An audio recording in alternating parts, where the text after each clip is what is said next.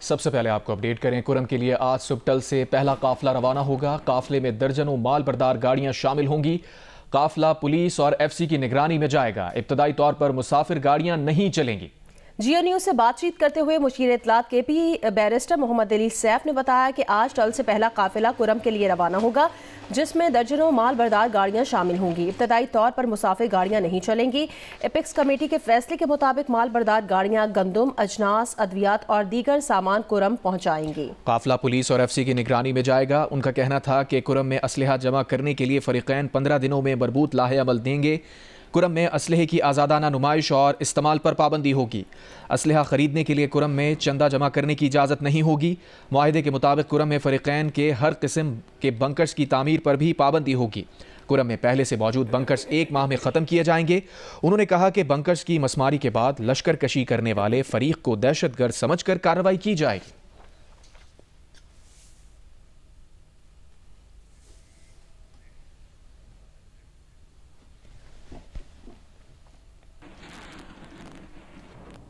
ضلع کرم میں پائیدار امن کے قیام کے لیے 3 روز قبل ہونے والے امن معاہدے کی روح سے عملی اقدامات اٹھانے کا سلسلہ شروع ہو گیا ہے۔ آج کانوائے کی شکل میں اشیاء قرنوش سے لدے ٹرکوں کا قافلہ پارا چنار پہنچ رہا ہے۔ اس پر مزید صورتحال بتا رہے ہیں جیو نیوز کے نمائندے علی افضل افضال۔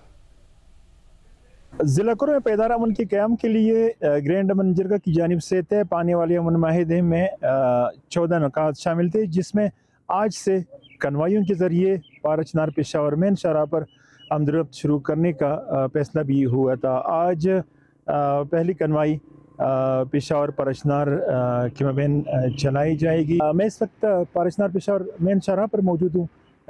اس شاہراہ پر 400 سیکیورٹی اہلکار تعینات کیے جائیں گے اور ایف سی اور فورسز سے ریٹائر ہونے والے ملازمین اس کے لیے بھرتی کیے جا رہے ہیں، جس کا باقاعدہ اشتہار دیا گیا ہے۔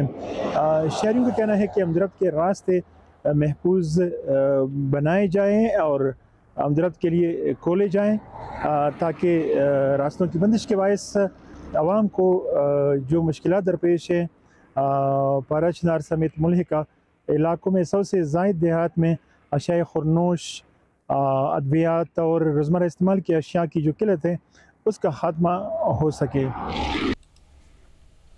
کوہاٹ میں امن معاہدے پر دستخط سے رہ جانے والے 6 ممبران نے معاہدے پر دستخط کر دیے، جبکہ بگن گاؤں کے اوزئی قبائل کے ممبران کے کچھ تحفظات کے باعث معاہدے پر دستخط سے رہ گئے ہیں۔ کوہاٹ میں امن معاہدے پر عمل درآمد شروع کرنے اور راستے کھولنے کے لیے جی او سی میجر جنرل ذوالفقار علی بھٹی کی سربراہی میں اجلاس ہوا۔ جرگہ ممبر حاجی ثواب خان کا کہنا ہے امن معاہدے پر دستخط سے رہ جانے والے 6 ممبران نے معاہدے پر دستخط کر دیے ہیں۔ ادھر بگن گاؤں کے اوزئی قبائل کے ممبران کا کہنا ہے گاؤں پر لشکر کشی اور جلائے جانے اور انہیں مکمل حکومتی امداد کی فراہمی پر کچھ تحفظات ہیں۔ سیکیورٹی ذرائع کا کہنا ہے کہ بگن گاؤں کے ممبران اور مشران کے تحفظات دور کر دیے جائیں گے۔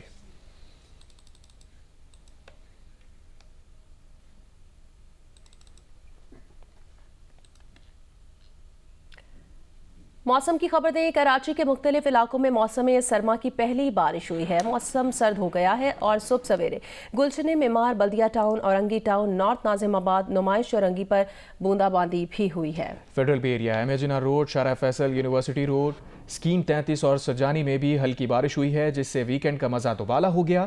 شہریوں نے لیدر جیکٹس نکال لیں۔ وادی کوئٹہ اور گرد و نواح میں موسم سرما کی پہلی برفباری ہوئی، جس سے خانوزئی، کان مہترزئی، زیارت سمیت متعدد اضلاع پر برف کی چادر پھیل گئی ہے۔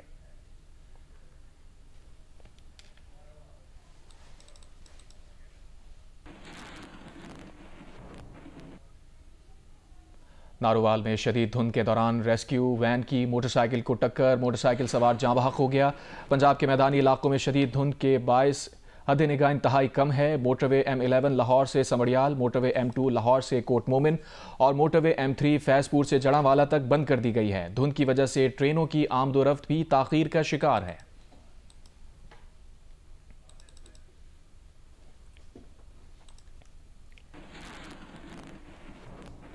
قبائلی ضلع باجوڑ میں سردی کی شدت میں اضافہ ہونے کے بعد خشک لکڑیوں کی قیمتوں میں کافی حد تک اضافہ ہوا ہے۔ تفصیل بتائیں گے جیو نیوز کے نمائندے حسبان اللہ۔ قبائلی ضلع باجوڑ میں سردیوں میں شدید اضافے کے ساتھ خشک لکڑیوں کی قیمتوں میں بے تحاشا اضافہ ہوا ہے۔ میں اس وقت موجود ہوں باجوڑ خار کی لکڑیوں کی ایک گودام میں۔ یہاں کے مقامی لوگوں کا کہنا ہے کہ ایک طرف سردی میں اضافہ ہوا ہے تو دوسری جانب بجلی کی بے تحاشا لوڈ شیڈنگ کی وجہ سے لکڑیوں کی قیمت میں فی من 300 سے لے کر 400 روپے تک کا اضافہ ہوا ہے۔ اس کاروبار سے وابستہ افراد کا کہنا ہے کہ حالیہ مہنگائی اور پیٹرول کی قیمتوں میں اضافے کے باعث ان کے اخراجات بھی بڑھ گئے ہیں۔ سردی کی وجہ سے لکڑیوں کی مانگ میں اضافہ ہوا ہے، جس کی وجہ سے مارکیٹ میں لکڑی بھی ناپید ہو گئی ہے۔ ضلع بدین میں ربی کی فصلوں کی کاشت کا عمل جاری ہے، تاہم آبادگاروں کی جانب سے سورج مکھی اور سرسوں کے بجائے غیر روایتی فصلوں کی کاشت کو زیادہ ترجیح دی جا رہی ہے۔ وجوہات کیا ہیں، بتا رہے ہیں اعجاز زئی۔ دیکھیں، ضلع بدین میں ربی کی فصلوں کی کاشت کا عمل جاری ہے اور موسم سرما کی فصلیں جن میں سرسوں، سورج مکھی، گندم سمیت جو دیگر فصلیں ہیں وہ کاشت کی جا رہی ہیں، لیکن اس ربی کے سیزن میں جو غیر روایتی فصلیں ہیں ان کی کاشت میں انتہائی اضافہ دیکھنے میں آیا ہے۔ آبادگاروں کا کہنا ہے کہ گزشتہ سال انہیں سورج مکھی کی جو فصل ہے اس میں انتہائی نقصان کا سامنا کرنا پڑا تھا، جس کی وجہ سے انہوں نے رواں سیزن میں غیر روایتی فصلیں اگانا شروع کر دی ہیں، اور اس وقت خربوزہ، بھنڈی اور جو ٹینڈے کی فصل ہے اس کے جو زیر کاشت رقبے میں انتہائی اضافہ دیکھنے میں آیا ہے، اور محکمہ زراعت کے مطابق یہی وجہ ہے کہ ضلع بدین میں جو سورج مکھی کا زیر کاشت رقبہ ہے وہ 2 لاکھ ایکڑ سے کم ہو کر صرف 34,000 ایکڑ تک محدود ہو کر رہ گیا ہے، جس میں ہر سال بدتدریج کمی ہوتی جا رہی ہے۔ آبادگاروں کا کہنا ہے کہ انہیں امید ہے کہ غیر روایتی فصلوں کی کاشت سے انہیں اچھا منافع ملے گا اور جو ہے اچھی جو ان کو پیداوار حاصل ہوگی، جو کہ ملک کے زرعی شعبے کے لیے بھی فائدہ مند ثابت ہوگی۔ جی، حیدرآباد سے کراچی آتے ہوئے سپر ہائی وے پر بڑا ٹریفک حادثہ ہوا ہے۔ 2 مسافر بسوں سمیت 4 گاڑیاں آپس میں ٹکرا گئی ہیں۔ ریسکیو حکام کے مطابق واقعے میں 1 شخص جاں بحق اور 15 افراد زخمی ہو گئے ہیں۔ جاں بحق اور زخمیوں کی شناخت کا عمل جاری ہے، زخمیوں کو اسپتال منتقل کر دیا گیا ہے۔ اس پر مزید ڈیٹیل حاصل کریں گے، دانیال سید ہمارے ساتھ موجود ہیں۔ دانیال، بتائیے گا ٹریفک حادثے سے متعلق کیا ڈیٹیلز ہیں مزید؟ جی دیکھیں، بالکل حیدرآباد سے کراچی آتے ہوئے نجی ہاؤسنگ سوسائٹی کے سامنے یہ ٹریفک حادثہ ہوا ہے۔ 2 مسافر گاڑیاں ہیں جو آپس میں ٹکرائی گئیں، اس کے علاوہ 2 کاریں ہیں جن کا تصادم ہوا ہے، اور پولیس حکام کے مطابق ایک آئل ٹینکر اور ایک کنٹینر یہ آپس میں ٹکرائے۔ مجموعی طور پر 6 گاڑیاں ہیں جو اس حادثے کے نتیجے میں آپس میں ٹکرائی ہیں، اور اس کے نتیجے میں ایک نوجوان جو ہے جہاں بحق ہوا ہے جس کی شناخت تاحال نہیں ہو سکی ہے، اور اس کے علاوہ 17 افراد شدید زخمی ہوئے تھے جنہیں پہلے قریبی اسپتال منتقل کیا گیا، اور اب اس کے بعد ان تمام زخمیوں کو سول ٹراما اسپتال منتقل کیا ہے۔ سپر ہائی وے پر نجی ہاؤسنگ سوسائٹی کے سامنے جہاں پر یہ حادثہ ہوا ہے، یہاں پر ہیوی مشینری کی مدد سے کنٹینرز کو اور جو آئل ٹینکرز ہیں ان کو ہٹانے کی کوشش کی جا رہی ہے۔ تباہ شدہ گاڑیاں اس وقت بھی سید، بہت شکریہ آپ کا۔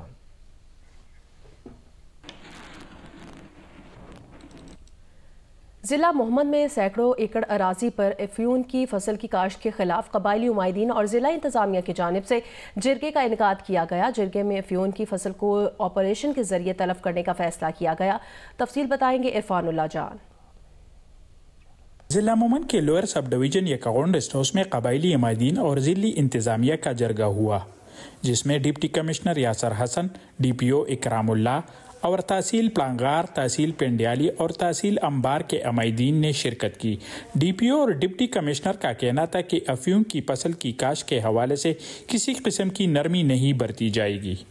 ان سے ہماری یہ ڈسکشن ہوئی کہ گورنمنٹ کی جو پالیسی ہے اسپیشلی افیم کے لحاظ سے اس پہ وہ بڑی سختی سے ہم اس مرتبہ عمل درآمد کریں گے، ہم اس فصل کو تلف بھی کریں گے۔ جو سروے کیا ہے پولیس نے اور ہماری باقی جو بھی ذمہ دار ڈپارٹمنٹس ہیں انہوں نے، اس کے مطابق تقریباً جو ہے وہ 1000 یا 1100-1200 جو ہے ایکڑ کے اوپر یہ فصل کاشت ہوئی ہے۔ جرگہ میں شریک قبائلی عمائدین کا کہنا تھا کہ علاقے کی روایات کے مطابق افیون کی تلفی کے لیے پولیس اور انتظامیہ کا بھرپور ساتھ دیا جائے گا۔ ہم لوگ انشاءاللہ جرگہ مشران سارے حکومت کے ساتھ کھڑے، انشاءاللہ یہ مسئلہ ختم کرے گا، ہم حکومت کے ساتھ شانہ بشانہ ہے انشاءاللہ۔ ابھی انتظامیہ کے ساتھ جو جرگہ ہوا ہے انشاءاللہ یہ حکومت کے ساتھ ہم کھڑے ہوں گے اور اتفاق کے ساتھ ایک نسور کو ختم کر لیں گے۔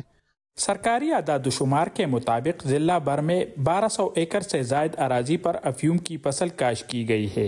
जिली इंतजामिया का कहना है कि कबायली अवाइदीन के तावन से अफयूम की तलबी के खिलाफ जल्द ऑपरेशन शुरू किया जाएगा। कैमरामैन हकीमुल्लाह के साथ इरफानुल्लाह जान, जियो न्यूज़, मोहम्मद। पाकिस्तान का सलामती कौंसिल से गजा में इंसानी बहरान रोकने के लिए फैसला कुन इक़दाम का मुतालबा। पाकिस्तानी मंदूब आसिम इफ्तिखार ने खिताब में कहा, इसराइल गजा में जो कुछ कर रहा है वो जंग नहीं, बेदखली, नस्ली सफाया और तबाही की मुहिम है। आलमी बरादरी UN चार्टर और बैनुल अक़वामी क़वानीन के दिफा के लिए मुत्तहिद हो। पाकिस्तान ने फ़लस्तीन को अक़वाम मुत्तहिदा की मुकम्मल रुकनियत देने का मुतालबा दोहराया। कहा, फ़लस्तीनी रुकनियत इख़लाक़ी ज़रूरत है जो 2 रियासती हल की नाकाबिल वापसी ज़मानत होगी। As a full member of the United Nations, this will not just be a symbolic gesture in our view. It is a moral imperative to secure the irreversibility of the two-state solution. Mr. President, we stand at a defining moment in history. The entire world is watching. Will this Council shoulder its responsibility, or will it continue to turn a blind eye to the tragedy unfolding before us? Silence is complicity, as you said, and I would add that it amounts to moral bankruptcy. Can we finally come together to defend and uphold universal respect for the UN Charter principles and international law? I think this is the question before us. The Palestinian people look to this Council for hope, for justice, for the promise of peace. We must not fail them. The bloodshed in Gaza must end. The relentless suffering of innocent men, women, and children must cease. Let us cross the divide. Let us unite in the pursuit of peace, grounded in justice, human dignity, and international legitimacy. Let us give meaning to the promise that we made, never again. Let us prove the skeptics wrong. Let us act now. वज़ीर आज़म शहबाज शरीफ ने कहा कि फितना अल ख़वारिज का मुकम्मल सफाया करने का वक्त आ गया है। सरहद पार से पाकिस्तान के खिलाफ कार्रवाइयाँ की जा रही हैं। सरहद पार से होने वाली कार्रवाइयों का मुंह तोड़ जवाब दिया जाएगा। एपेक्स कमेटी के इजलास से खिताब करते हुए वज़ीर आज़म का कहना था, खैबर पख्तूनख्वा और बलोचिस्तान में दुश्मन हमें नुकसान पहुँचाने के लिए कार्रवाइयों में मसरूफ़ है। खैबर पख्तूनख्वा में खारजी घुस बैठे मुल्क के अमन के दुश्मन हैं। वज़ीर आज़म ने कहा कि बाहर बैठे एजेंट और दोस्तनुमा दुश्मन सोशल मीडिया पर पाकिस्तान के खिलाफ जहर उगल रहे हैं। वज़ीर आज़म ने कहा कि इस्लामाबाद पर यलगार और चढ़ाई हुई, रेंजर्स के जवान शहीद हुए, सोशल मीडिया पर झूठ का तूफान उठाया गया। वज़ीर आज़म ने कहा कि सोशल मीडिया पर हक़ाइक़ को मस्ख़ करके प्रोपेगेंडा किया जाता है। सोशल मीडिया पर ऐसा माहौल बना दिया गया है कि पाकिस्तान पर सवालात उठ रहे हैं। सरहद पार से जो पाकिस्तान पर जो अभी चंद दिन पहले जो हमला हुआ, जिसका मुंह तोड़ जवाब दिया गया, और यहाँ पर उनके जो घुसपैठी पाकिस्तान में मौजूद हैं, ख़ास तौर पर KP के बाज़ इलाकों में और बलूचिस्तान में जो मुख्तलिफ़ किस्म की वहाँ पर पाकिस्तान के ख़िलाफ़ साजिशें बुनी जा रही हैं, उनमें जो ख़ारजी हाथ, उसका हमें अच्छी तरह इल्म है कि कौन कौन ममालिक उनको वहाँ पर उनको सपोर्ट मिल रही है। उसके साथ साथ जो फितना अल ख़वारिज जो है, इसका मुकम्मल सफाया करने का ये वक्त आ चुका है। पाकिस्तान से बाहर जो एजेंट बैठे हैं, पाकिस्तान दोस्त नुमा दुश्मन जो बाहर बैठे हैं, और जिस तरीके से वो पाकिस्तान के ख़िलाफ़ कैंपेन चला रहे हैं सोशल मीडिया पर, ये एक बज़ात ख़ुद एक बहुत बड़ा चैलेंज बन चुका है। इस्लामाबाद पर जो जलगार हुई, जो चढ़ाई हुई, उसके नतीजे में जो सोशल मीडिया ने जो कुछ एक तूफ़ान उठाया झूठ का और फैक्ट्स को उसको डिस्टॉर्ट करने का, मैं समझता हूँ कि हालिया वक्तों में उसकी नज़ीर नहीं मिलती। तो इसको अगर हमने काउंटर ना किया तो आपकी तमाम जो आपकी काविशें हैं, आपकी मसाई है, वो बिल्कुल वो दरियाबुर्द हो जाएंगी। जब यहाँ पर इस्लामाबाद में चढ़ाई हुई तो वो जो रेंजर्स के जो जवान जो बेचारे शहीद हुए, उनके बारे में किस तरह की झूठी खबरें घड़ी गई। پی ٹی آئی رہنما شیر افضل مروت نے دعویٰ کیا ہے کہ 24 نومبر کے احتجاج سے پہلے بانی پی ٹی آئی کو نتھیا گلی کے گورنر ہاؤس شفٹ کرنے کی تجویز دی گئی، مگر پی ٹی آئی نے حکومت کی یہ تجویز رد کر دی۔ جیو نیوز کے پروگرام آج شاہ زیب خانزادہ کے ساتھ میں بات چیت کرتے ہوئے انہوں نے کہا کہ نظر آ رہا ہے کہ بانی پی ٹی آئی اور دیگر قیدیوں کی رہائی عنقریب متوقع ہے۔